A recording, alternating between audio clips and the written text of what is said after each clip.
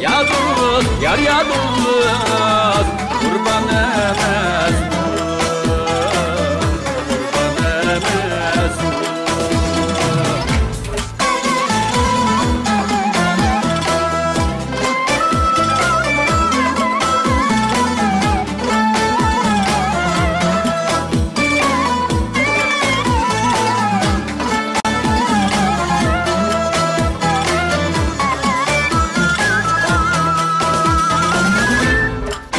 Ütüp uyan ütüp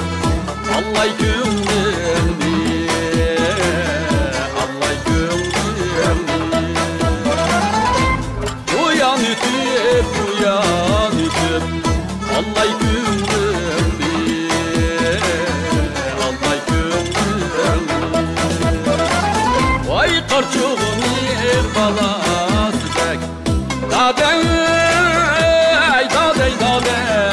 İgey boynum Ya dost, yar ya dost İgey boynum İgey boynum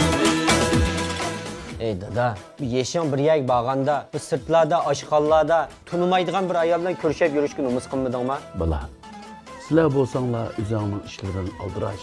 Bana fakat köngül bilenmidin Ben aş ayallar toy kılayımkin deyim Yarım çıraylı Ben ziyana dek Ben ziyana dek şirin sözleri Vay kufiye seldek Vay şirin can diyalanlar Her gözü ben diyalar